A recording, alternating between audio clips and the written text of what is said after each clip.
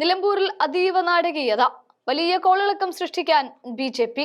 നിലമ്പൂരിൽ ഉപതെരഞ്ഞെടുപ്പ് പ്രഖ്യാപിച്ചതിനു ശേഷം ഞങ്ങൾ മത്സരിക്കാനില്ല, അതൊരു കാശുകളയൽ പരിപാടിയല്ലേ എന്ന് പറഞ്ഞുകൊണ്ട് രംഗത്തെത്തിയ ബി.ജെ.പി. ഇപ്പോൾ പ്ലേറ്റ് മാറ്റിയിരിക്കുന്നു. ഇപ്പോഴിതാ അതീവ നാടകീയതയുടെ വഴിക്കാണ് കാര്യങ്ങൾ നീങ്ങുന്നത്.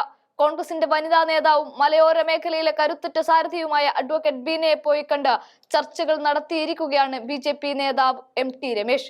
ബി.ജെ.പിയിൽ നിന്നും ആരും മത്സരിക്കാനില്ലാത്ത സ്ഥാനത്ത് ബി.ഡി.ജെ.എസിൽ നിന്ന് ആരെങ്കിലും മത്സരിക്കാൻ രംഗത്തെത്തുമോ എന്നും ബി.ജെ.പി. നോക്കിയെങ്കിലും രക്ഷ ഉണ്ടായില്ല.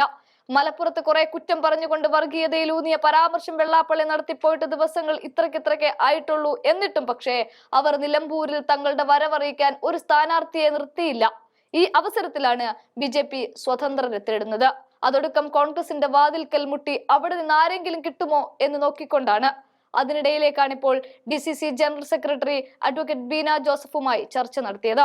മണ്ഡലത്തിലെ മണിമൂളി സ്വദേശി കൂടിയായ ബീന മലയോര കർഷകരുടെ പ്രശ്ന പ്രതിസന്ധികളെ നന്നായിട്ട് അറിയാവുന്ന ഒരു നേതാവ് കൂടിയാണ്. ഞങ്ങളുടെ സ്ഥാനാർത്ഥിയായി നിങ്ങൾ തന്നെ വേണം എന്നാണ് ഇപ്പോൾ ബി.ജെ.പി. പറയുന്നത്. നിലമ്പൂരിൽ ഇത്തവണ മത്സരിക്കാൻ ബീന നേരത്തെ ശ്രമങ്ങൾ നടത്തിയിരുന്നു എന്ന വാർത്തകളൊക്കെ വന്നതിന് പിന്നാലെയാണ് ഇപ്പോൾ എന്നാൽ പിന്നെ അവരെ തന്നെ അങ്ങ് പൊക്കിയേക്കാം എന്ന് ബി.ജെ.പി. കരുതിയത്. വിദ്യാർത്ഥി പ്രസ്ഥാനങ്ങളിലൂടെ കോൺഗ്രസിലേക്ക് എത്തി ഇപ്പോൾ മഞ്ചേരിയിലെ കൗൺസിലറായി അതും 3-ാം സ്ഥാനത്ത് നിൽക്കുന്ന കോൺഗ്രസിനെ അവിടെ വിജയിപ്പിച്ചെടുത്ത ഒരു കരുത്തുറ്റ നേതാവ് കൂടിയാണ് ബീന.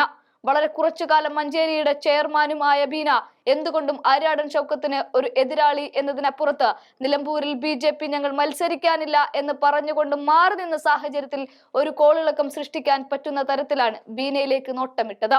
തീർത്തും കോൺഗ്രസ് എന്ന പാർട്ടിക്ക് വേണ്ടി രാപ്പകലില്ലാതെ പണിയെടുത്ത ബീനയ്ക്ക് ചെറിയൊരു അതൃപ്തി കോൺഗ്രസ് നേതൃത്വത്തിനോടുണ്ട്.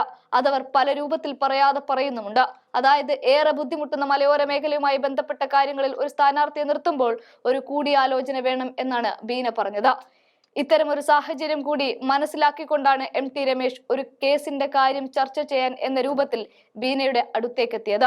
എന്നാൽ ഇത്രയും കാലമായിട്ട് കോൺഗ്രസിന് വേണ്ടിയാണ് പ്രവർത്തിച്ചത്, അത് പാർട്ടിക്കറിയുമോ എന്നറിയില്ല എന്ന് പറഞ്ഞുകൊണ്ടാണ് അവർ തൽക്കാലം ഇപ്പോൾ ഞാൻ കോൺഗ്രസിൽ തന്നെ എന്ന് ഉറപ്പിച്ചു പറയുകയായിരുന്നു. ബാക്കിയൊക്കെ വരും മണിക്കൂറുകളിൽ കാണാം.